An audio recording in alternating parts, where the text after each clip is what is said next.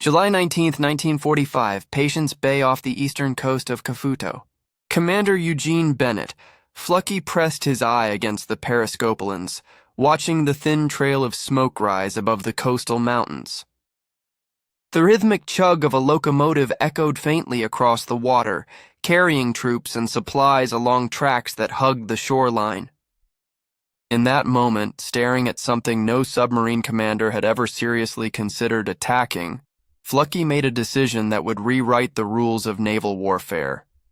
A submarine was about to declare war on a train. The impossibility of what he was contemplating should have stopped him immediately. Submarines fought ships. They torpedoed convoys, stalked destroyers, avoided detection in the depths. They did not send landing parties ashore onto enemy territory to blow up railroads. Yet here was Commander Flucky, already the most decorated submarine skipper in the Pacific, watching that distant plume of steam and thinking the unthinkable. His crew had spent months turning the USS Barb into something unprecedented. A submarine that launched rockets at shore installations, that penetrated harbors considered impenetrable, that survived situations that should have ended in watery graves. Now they would attempt something that existed nowhere in naval doctrine. They would become saboteurs. The audacity of the plan stood in stark contrast to everything submarines were designed to do. The Gateau-class submarine USS Barb, commissioned on July 8, 1942, stretched 311 ft-9 in from bow to stern and displaced 1,526 tons on the surface. She carried 10 torpedo tubes, 6 forward and 4 aft, loaded with Mark I 14 torpedoes designed to sink ships. Her 4 diesel engines generated 5,400 horsepower, pushing her to speeds of 20-25 knots on the surface. Underwater, electric motors drove her through the depths at 875 knots. She was built for stealth, for striking from beneath the waves, for disappearing into the ocean's embrace. She was not built to send men paddling through enemy waters in rubber rafts to commit acts of demolition on foreign soil. But Commander Flucky had never been constrained by what submarines were supposed to do. The journey to this impossible moment had begun 4 years earlier in the shipyards of Groton, Connecticut. The Barb emerged from the Electric Boat Company as one of 77 Gateau-S submarines that would form the backbone of America's undersea war against Japan. Her early patrols in the Atlantic and Mediterranean proved unremarkable. 5 war patrols spent hunting Axis blockade runners with little success. The submarine force leadership recognized what many crews already knew. The Barb was capable of far more than her record suggested. She needed the right commander. In April 1944, they found him. Eugene Bennett Flucky was born in Washington, D.C. on October 5, 1913, and graduated from the United States Naval Academy on June 6, 1935. Before taking command of the Barb, he had served on surface ships and commanded the submarine USS 42. He attended the prospective commanding officer school in New London, Connecticut, and emerged with a reputation for aggressive thinking that made traditional officers nervous.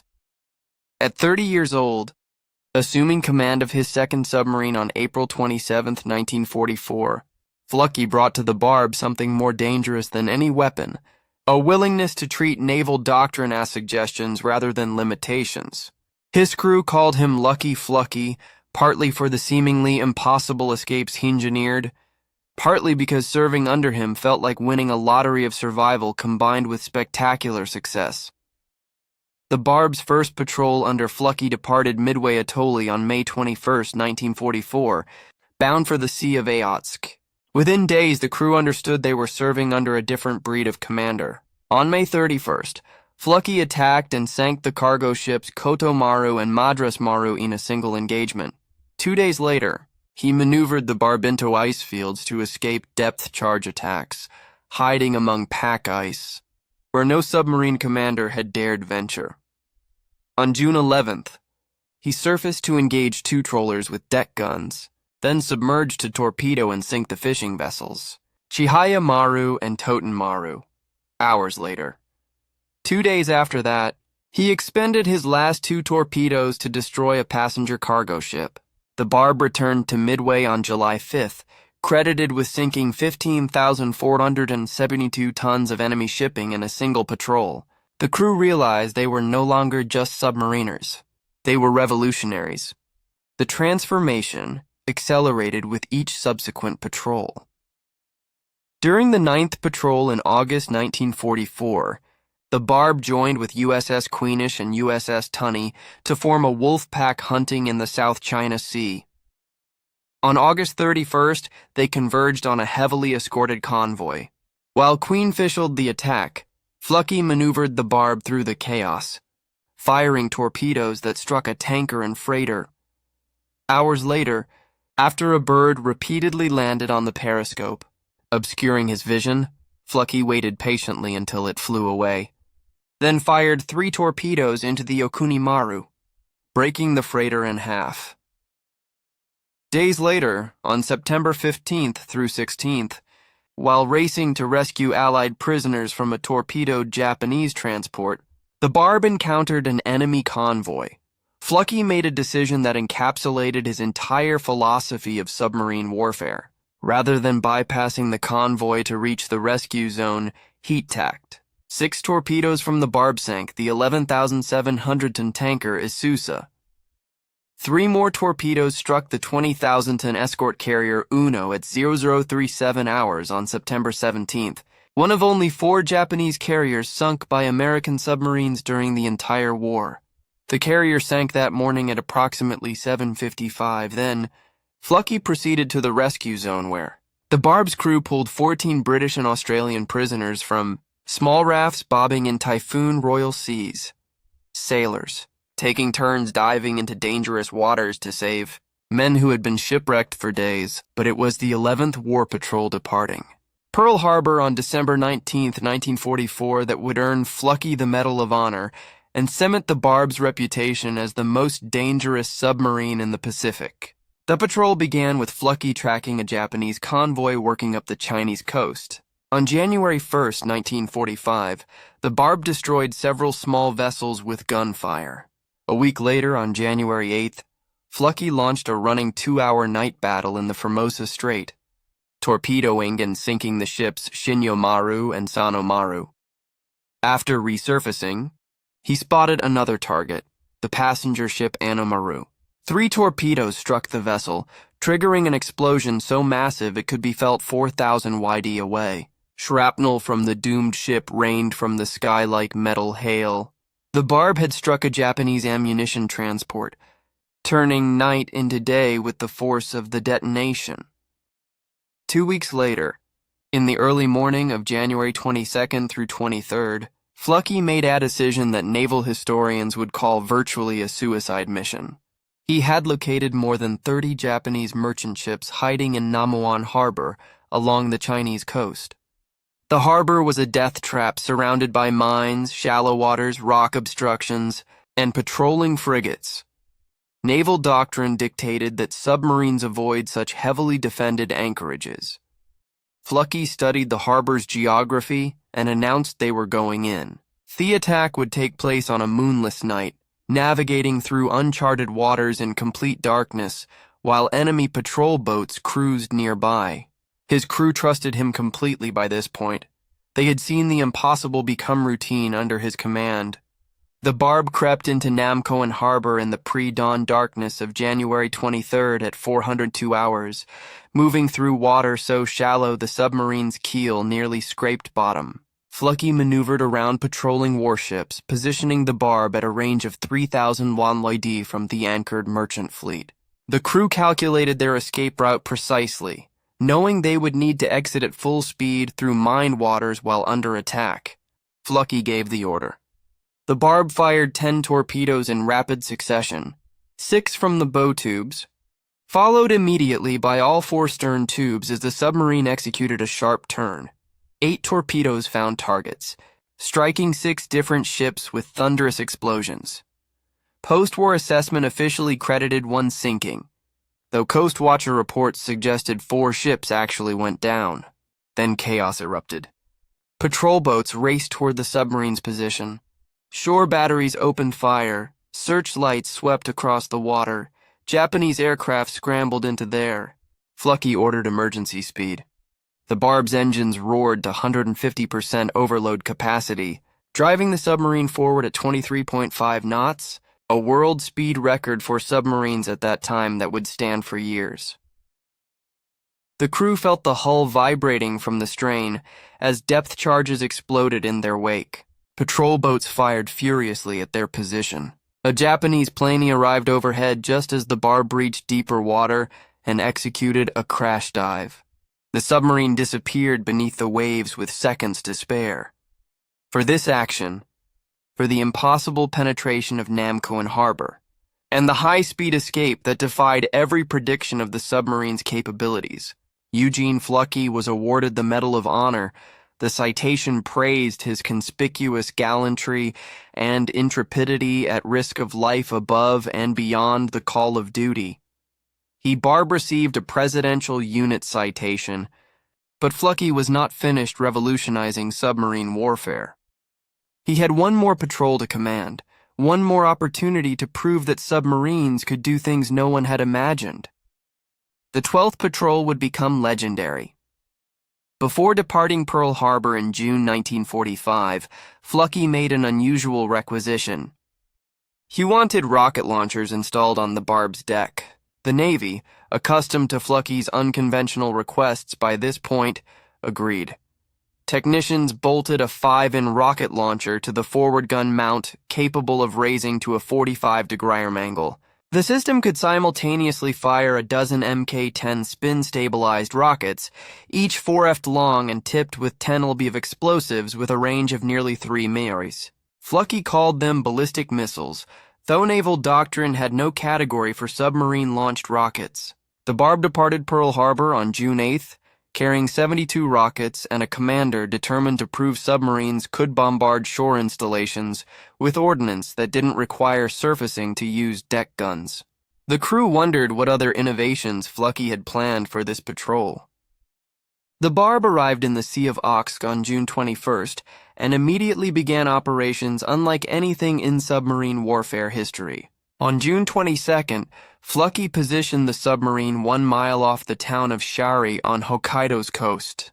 The town of 20,000 people sat peacefully unaware as the Barb surfaced in the pre-dawn darkness at 230 hours, 1,250 WWII offshore. Flucky gave the order. 12 rockets screamed from the launcher, arcing through the air toward the town center. They struck factories and industrial buildings, causing damage, but no major fires. The Japanese believed they were under air attack. By the time they realized what had actually occurred, the Barb had submerged and slipped away. The submarine had become the first in naval history to successfully employ rockets against shore installations. But Fluffy's true target lay further north. For the next month, the Barb conducted a campaign of harassment along the Kafuto coast that demonstrated Flucky's philosophy of taking the war directly to the enemy. The submarine bombarded the garrison on Talani Island with conventional deck guns on July 2nd, destroying structures and starting fires. On July 5th, torpedoes from the Barb sank the Japanese merchant Sapporo Maru, just outside Odmari Harbor. On July 8th, deck guns sank a small tug in Le Peru Strait. The submarine attacked sampans with gunfire, sank trewers, and launched rocket attacks against the towns of Shikuka on July 3rd and Shiru. Each attack followed the same pattern. Surface under cover of darkness or early morning, strike with overwhelming firepower, disappear before enemy forces could respond. The Japanese began to fear what they called the ghost submarine that appeared without warning and vanished into mist. Commander Flucky was systematically demonstrating that even late in the war, even with Japan's homeland waters supposedly secure, American submarines could operate with impunity. But on July 19th, Flucky observed something that sparked an idea more audacious than anything he had yet attempted. Through the periscope, he watched a train moving along tracks that hugged the eastern coastline of Kafuto. The railroad ran between the towns that dotted southern Sakhalin, carrying troops and supplies to Japanese forces still manning defenses in preparation for an Allied invasion that everyone knew was coming. Flucky studied the terrain, noting how the tracks ran close to the shore in several places. The trains operated on predictable schedules. The coastline offered approaches where a submarine could surface relatively close to shore without immediately attracting attention. An idea began forming, one sound precedented that no naval manual addressed it because no one had ever considered it possible. What if a submarine didn't just attack ships? What if it sent a landing party ashore to sabotage enemy infrastructure? What if the USS Barb could sink a train? The crew's reaction to Flaky's proposal ranged from enthusiastic to incredulous. Chief of the boat Paul Golden Swiss Saunders, the most experienced submariner aboard, and a veteran of all 12 of the Barb's war patrols since her commissioning, immediately volunteered. So did electrician's mate Billy R. Hatfield, whose childhood experience, placing walnuts on railroad tracks to watch trains crack them open, gave him an insight crucial to the mission's success. Every member of the crew volunteered, but Flucky imposed strict criteria. He wanted only unmarried men, reasoning that if something went wrong, he didn't want to create widows. Hep preferred men with Boy Scout experience, figuring those who had learned land navigation and outdoor skills would have better chances of finding their way back if separated from the group. He needed men who could remain calm under extreme pressure and improvise solutions to unexpected problems. From dozens of volunteers, he selected 8. Paul G. Saunders, Billy R. Hatfield, Francis Neil Siver, Lawrence W. Newland, Edward W. Kling Smith, James E. Richard, John Marcus, and Lieutenant William M. Walker. The planning began immediately, but one critical problem threatened the entire operation. How would they detonate the explosive? Originally, Flucky considered having a crewman remain hidden near the tracks to manually trigger the charge when a train approached. The risks of this plan were obvious. The saboteur would need to evade Japanese patrols, find a hiding spot with a clear view of the tracks, wait for a train of unknown schedule, trigger the explosion at precisely the right moment, then escape through hostile territory back to the beach where the Barb might or might not still be waiting. The probability of capture or death was unacceptably high. Then Billy Hatfield spoke up with a memory from childhood. As a boy growing up along railroad tracks, Hatfield had placed walnuts between the ties, positioning them so the weight of passing trains would press down on the rails and crack the nuts open. He explained to Flucky how even the heaviest trains caused rails to sag slightly under their weight, creating predictable downward pressure between any 2 ties. What if they used a microswitch positioned between ties set, so the natural sagging of the rail under a train's weight would close the circuit and detonate the charge? The train would blow itself up. No one needed to remain ashore. The saboteurs could plant the explosive, return to the submarine, and let physics do the rest. Flucky immediately recognized the elegance of the solution. Hatfield not only had the idea, he had the electrical expertise to build the triggering mechanism. The impossible mission suddenly became merely extremely dangerous. The Barb screw transformed into an improvised weapons development laboratory. Since submarines carried no shovels or picks for digging, engineers cut up steel plates from the engine room's lower flats, then bent and welded them into serviceable digging tools. Hatfield rigged a 55 lb demolition charge, combining a scuttling charge with 3 batteries for power, all housed inside a watertight container. The micro-switch mechanism required careful calibration, too sensitive, and the weight of wind or animals might trigger it prematurely, too insensitive, and a train's weight might not activate it at all. Hatfield tested and retested the system, adjusting the tension until he was confident it would work. The crew fabricated everything needed for the mission from materials available on the submarine, demonstrating the same ingenuity that had characterized the Barb's entire service under Fly's command. While equipment was being prepared, Flucky studied the coastal terrain and train schedules. For 3 nights, the Barb surfaced offshore after dark, and Flucky observed the railroad through his periscope. He noted that trains passed at roughly predictable intervals, usually carrying between 12 and 20 cars. The schedule suggested trains ran every few hours during daylight and less frequently at night. The coastline featured several spots where the submarine could approach within 950 wide of shore without risking running around. The beach offered agental slope from the waterline to the railroad embankment, approximately 400 wide inland. Trees and vegetation provided cover for the approach. The terrain offered escape routes if the saboteurs encountered Japanese patrols. Flucky selected this location for the landing. Now they needed weather. The mission required cloud cover to conceal the submarine's approach and the landing party's movements. For 4 days, the crew waited while Flucky anxiously watched the skies.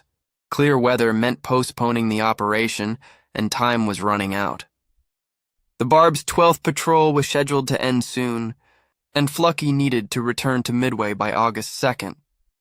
Each day of waiting increased the chances they would have to abandon the mission. Then, on July 22nd, Flucky noticed cirrus clouds building above the coastal mountains. White stratus clouds began capping the peaks. A weather front was moving in, bringing the cloud cover they needed. Flucky made the decision. The mission would proceed that night. Shortly after midnight on July 23, 1945, the USS Barb surfaced 950 YD off the Carafe coast. In the darkness, the submarine's silhouette could easily be mistaken for a small patrol boat or schooner, common sights in these waters. The crew lowered 2 rubber rafts to the water quietly, conscious that sound carried far over calm seas.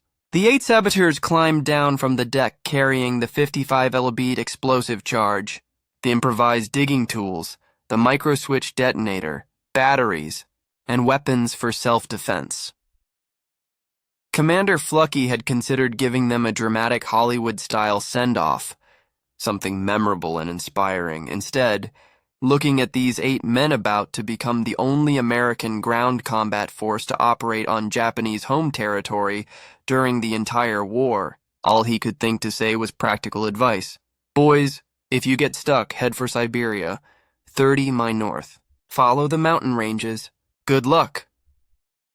The saboteurs paddled silently toward the shore, taking 25 minutes to cover the distance. As they approached the beach, they realized their navigation had been imperfect. Instead of landing on an isolated stretch of coastline, they came ashore with houses visible nearby. Fortunately, no dogs barked, though the sight of human and dog footprints and alerted them that people lived in the area and posed potential danger. They pulled the rafts onto the beach and moved quickly inland, carrying their equipment and weapons. The darkness provided cover, but it also made navigation difficult. They had lost their points of reference during the approach and needed to reorient themselves to find the railroad tracks. Moving through unfamiliar terrain and enemy territory tested every man's nerve. They crossed small streams, pushed through vegetation, and climbed the embankment leading toward the railroad. The weight of the explosive and equipment slowed their progress. Every sound seemed amplified in the darkness, the snap of twigs underfoot, the rustle of leaves, their own breathing. They reached the railroad tracks after moving approximately $400 inland from the beach. Now came the critical work. Using the improvised tools, they began digging between tooties, excavating a hole deep enough to house the explosive charge and batteries. The ground was harder than anticipated, and progress was slow. Time pressed on them with physical weight. They needed to complete the work, return to the beach, and paddle back to the Barb before dawn exposed them to observation. As they worked, they heard something that stopped every heart, the distant whistle of an approaching train. The sound grew louder, and suddenly they could see a headlight in the distance, growing brighter as the locomotive approached their position. They had not yet finished burying the explosive or setting the microswitch trigger. 8 men froze, uncertain whether to abandon the mission or hide and hope the train crew didn't notice them. They chose to hide, pressing themselves into bushes mere feet from the tracks as the train thundered past.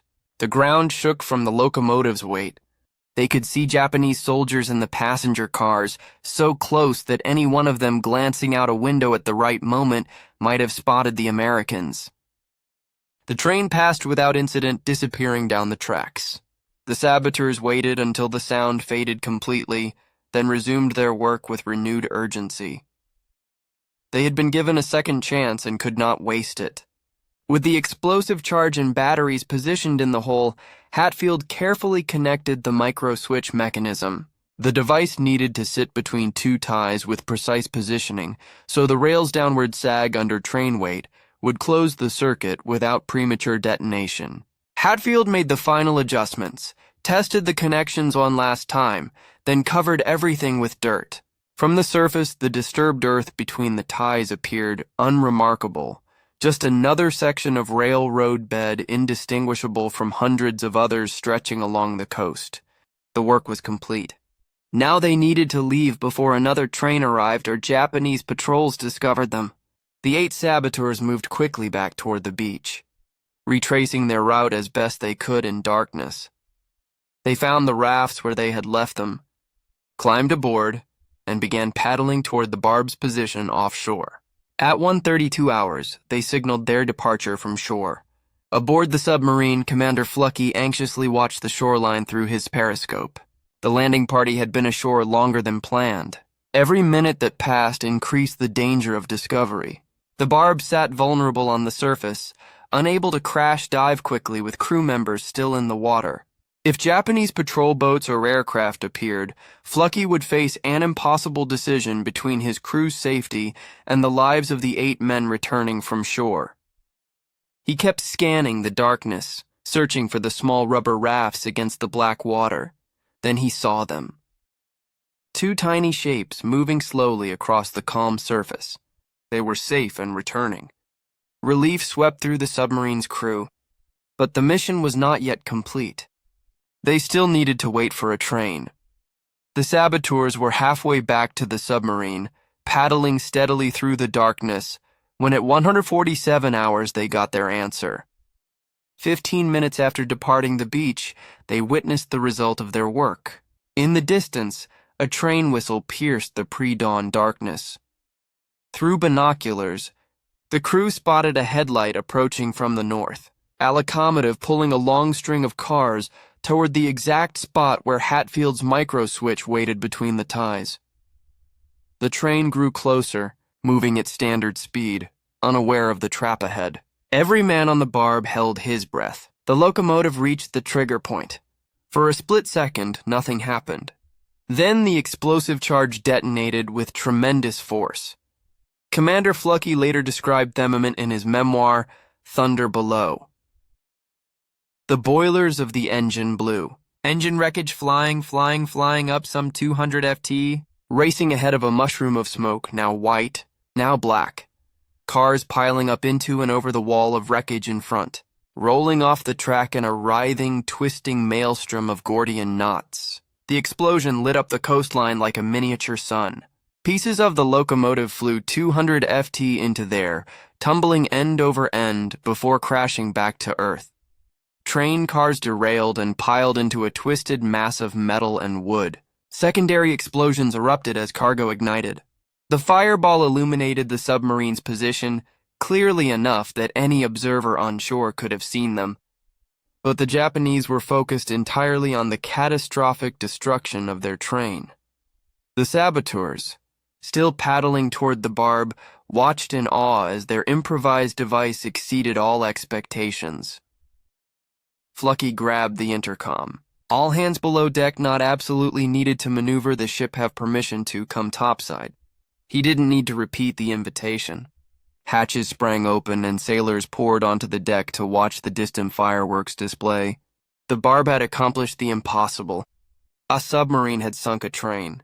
As the barb moved away from the coast toward safer waters, the magnitude of what they had achieved began to sink in. This was not just an unusual military action. It was the only ground combat operation conducted by American forces on Japanese home territory during the entire Second World War. Kafuto, the southern portion of Sakhalin Island, had been formally proclaimed part of Japan's Naichi or Inner Lands in April 1943, giving it full home island status alongside Hokkaido, Honshu, Kyushu, and Shikoku. While American aircraft had bombed Japanese cities and submarines had torpedoed coastal shipping, no other American military unit had landed personnel on Japanese sovereign territory to conduct sabotage operations. The 8 men who paddled ashore had accomplished something unprecedented in military history. Commander Fluffy's willingness to ignore the limitations of naval doctrine, combined with his crew's ingenuity and courage, had created a moment that would become legendary in submarine warfare law. The Barb continued her patrol for another week, conducting additional rocket attacks and shore bombardments. On July 24th, she launched 3 rocket barges against factories at Shiruri on Sakhalin Island. On July 25th, the submarine bombarded a cannery at Cherry with conventional deck guns, then conducted her final rocket attack against factories at Kashiho. On July 26th, the Barb attacked Shiburun Kaniro Island, destroying a lumber mill and samp yard. She rammed and sank a trawler after setting it on fire, then captured 3 more Japanese prisoners. The aggressive campaign demonstrated that even in the final weeks of the war, American submarines remained offensive weapons capable of striking at will along Japan's coastline. The Barb arrived at Midway Atoll on August 2nd, 1945. Her 12th war patrol concluded. The submarine had endured approximately 400 shells, bombs, and depth charges during her last 5 patrols under Flakey's command, surviving narrow escapes that should have resulted in her loss. Yet she returned without a single casualty. Not one member of her crew had received a Purple Heart 4 wound suffered in combat during any of her patrols. Commander Fluckey was awarded his 4th Navy Cross for the 12th patrol, bringing his total decorations to 1 Medal of Honor and 4 Navy crosses, making Hymon of the most decorated officers in United States Navy history. The Barb received a Navy Unit Commendation for her final patrol, adding to the 4 Presidential Unit citations she had already earned.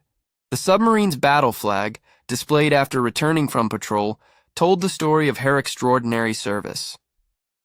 The flag showed patches representing each of her major accomplishments: 17 confirmed ship sinkings, the Presidential Unit Citation ribbons, the Medal of Honor ribbon honoring flies decoration, and most unusually, the silhouette of a Japanese locomotive. No other submarine in any Navy's history had ever earned the right to display a train on its battle flag. Photographers captured the 8 saboteurs at Pearl Harbor holding the battle flag, grinning at the camera, proud of their role in naval history. The image would become iconic, representing not just one mission, but the entire philosophy of aggressive innovation that characterized submarine warfare in the Pacific. The statistics of the Barb service under commander Fluckey established records that demonstrated what was possible when tactical innovation combined with technical excellence and crew dedication. During the 5 patrols, Fluckey commanded from May 1944 to August 1945. The Barb was officially credited with sinking 17 enemy vessels totaling 96,628 tons. According to the Joint Army-Navy Assessment Committee's post-war evaluation, this included the escort carrier Uno, one of only 4 Japanese carriers sunk by American submarines during the entire war, along with numerous cargo ships, tankers, and patrol vessels. The tonnage total ranked Fluckey among the top submarine captains in terms of enemy shipping destroyed.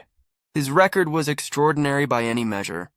Beyond the numbers, the Barb's significance lay in demonstrating how submarines could evolve beyond their traditional role.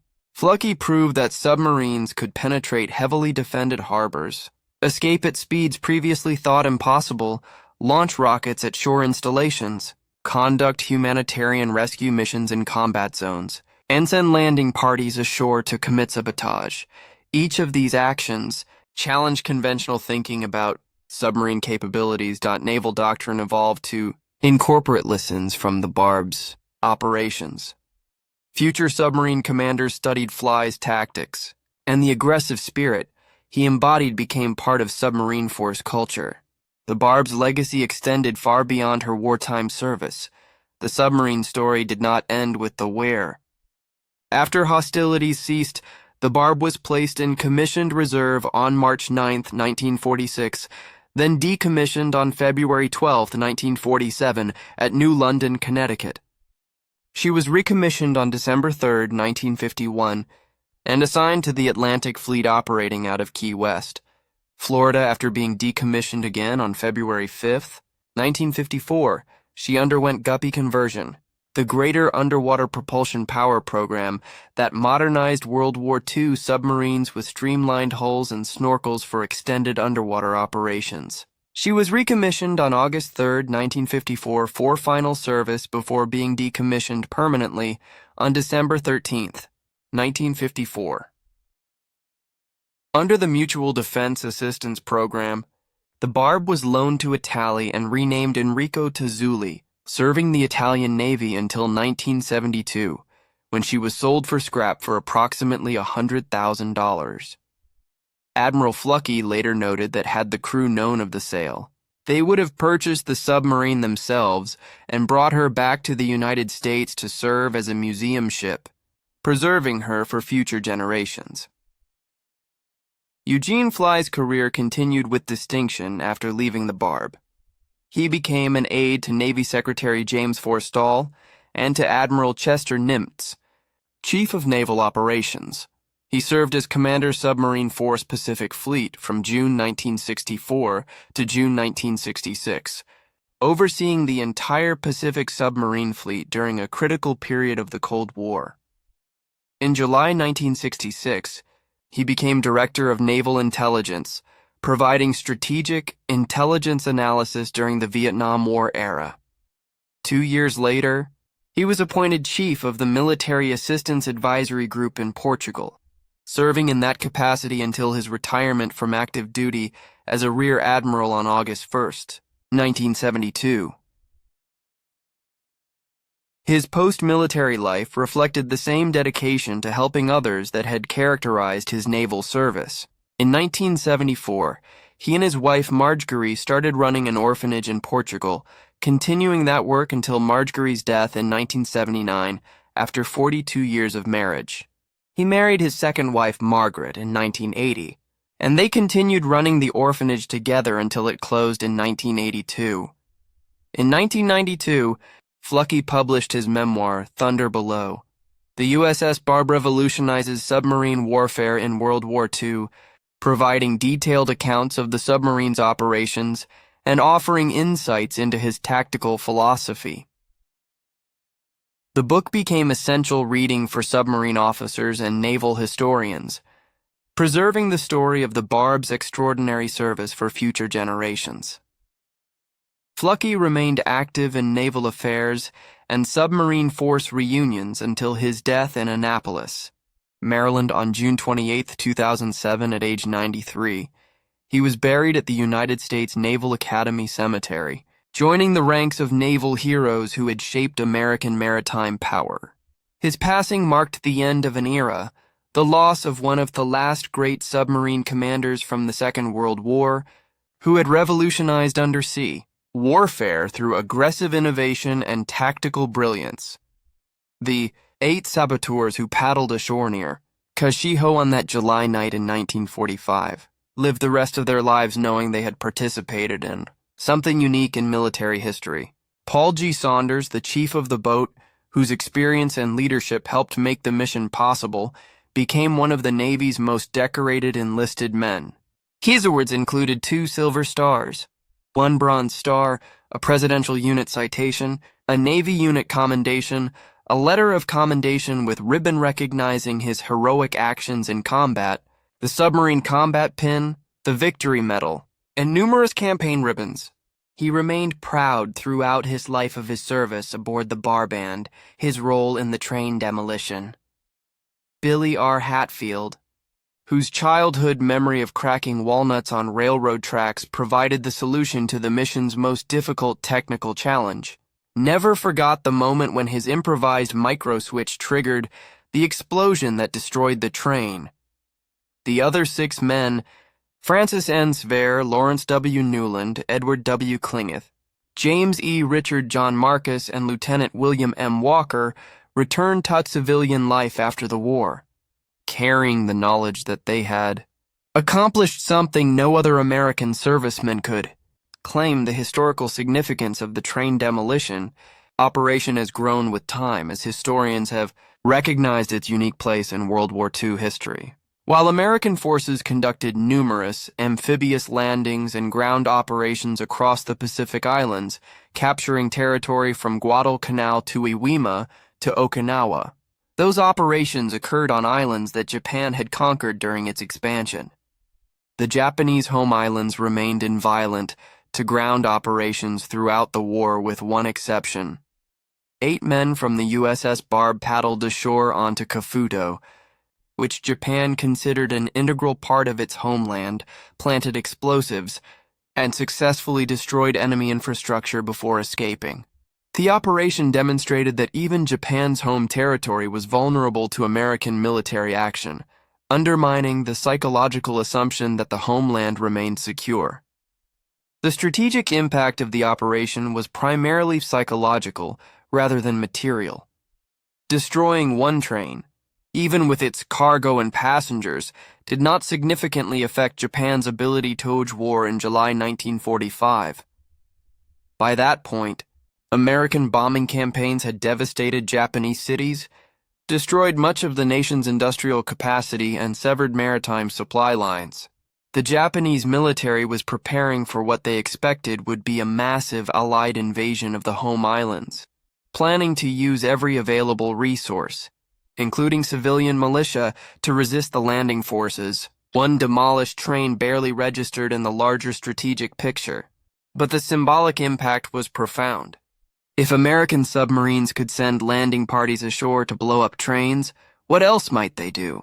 If the coastline was vulnerable to sabotage, how many troops would Japan need to dedicate to coastal defense rather than preparing for the expected invasion? The operation succeeded in creating uncertainty and forcing Japanese commanders to consider threats they had previously dismissed as impossible.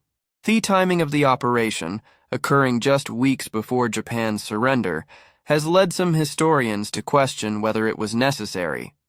The atomic bombings of Hiroshima on August 6th and Nagasaki on August 9th, combined with the Soviet Union's declaration of war and invasion of Manchuria, forced Japan's surrender on August 15th, 1945. The formal surrender documents were signed on September 2nd in Tokyo Bay aboard the USS Missouri.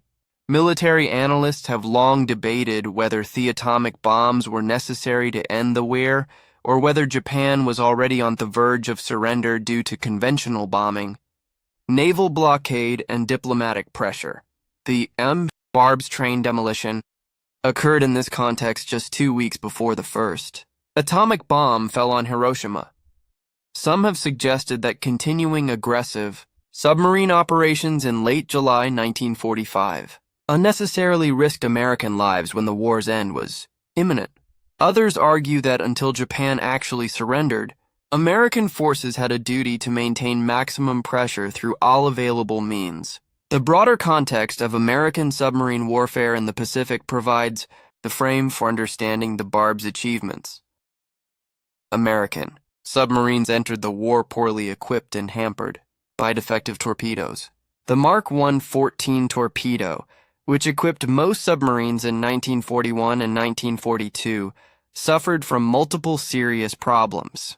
The magnetic exploder often detonated prematurely or failed to detonate at all. The contact exploder frequently failed to trigger upon impact. The torpedoes ran deeper than set depth, passing harmlessly beneath their targets. These defects were not fully corrected until late 1943, costing American submariners countless lost opportunities and putting them at severe risk as they pressed attacks that should have sunk enemy ships, but resulted only in revealing their positions.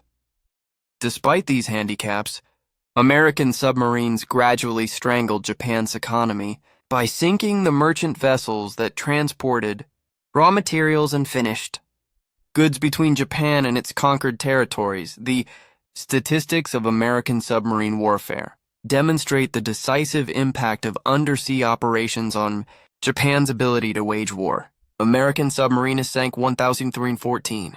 Japanese vessels comprising 1,103 merchant ships and 201 naval vessels totaling approximately 5.32 million tons according to the official Joint Army-Navy Assessment Committee post-war evaluation. This represented roughly 55% of all Japanese merchant tonnage lost during the war. They also sank 1 battleship, 8 aircraft carriers, 11 cruisers, and numerous destroyers and submarines. This came at significant cost. The United States lost 52 submarines during the war, 51 in the Pacific and 1 in the Atlantic, the highest loss rate of any branch of the American military. Approximately 22% of American submariners who served in combat did not return, with 374 officers and 3,131 enlisted men killed, a casualty rate that exceeded even that of Marine infantry. The men who volunteered for submarine duty knew they faced extraordinary dangers in a branch of service where there was no such thing as a minor accident. A submarine could be lost with all hands due to equipment failure, enemy action, or simple miscalculation, and recovery of remains was usually impossible.